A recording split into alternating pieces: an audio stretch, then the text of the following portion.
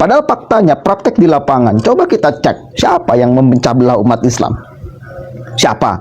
Kalau urusan khilafah, kalau urusan kemudian syariat Islam, saya kira nggak perlu ada kemudian suruhan dari AS, nggak perlu itu kemudian ada gelontor dana dari AS. Kita punya pikiran kok. Kita juga ngaji, kita belajar agama. Dan para pendiri bangsa ini, panding pader kita, bahkan ulama-ulama sepuh, pendiri NU, pendiri Muhammadiyah, apakah itu bagian daripada rancangan AS? Kenapa beliau-beliau mereka tidak menjadikan syariat agama sebagai basis bernegara? Kenapa? Karena bukan itu konteksnya, bukan karena ada strategi AS. Literatur agama pun, masa kita mau menuduh bahwa Hadratus Syekh Kiai Haji Hasyim Asy'ari itu bagian daripada skenario barat? Masa kemudian mau nuduh bahwa Kiai Haji Ahmad Dahlan pun bagian daripada skenario barat untuk tidak menghendaki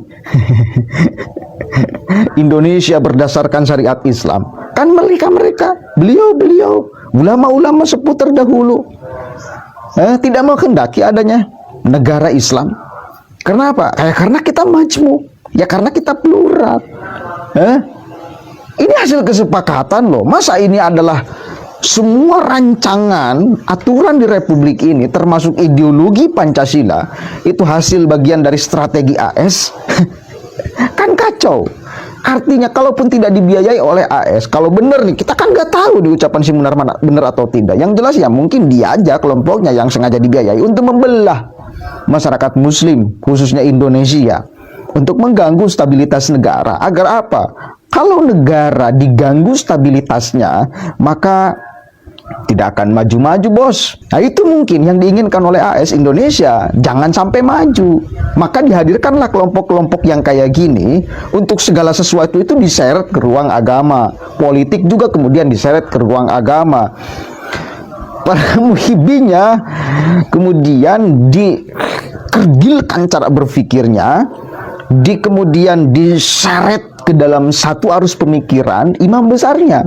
Tidak boleh merdeka. Bahkan kalau mengkritik Habib itu kan iblis. Kan itu. Supaya apa? Supaya cepat gampang mengendalikannya. Rasional gak? Rasional gak? Efeknya ada nggak ke Amerika? Oh, ada. Kalau bangsa Indonesia tidak maju, orang-orang Indonesia jumud tetap di dalam pemikiran, itu berpengaruh banget itu kepada sekarang aja dengan kemudian ada hadirnya Jokowi, mereka terkapar-kapar kok. Freeport kemudian diambil banyak oleh Jokowi. Dan itu adalah hasil dari kecerdasan dan keberanian orang Indonesia untuk melawan Barat, untuk melawan luar gitu loh. Jadi ini namanya maling teriak maling.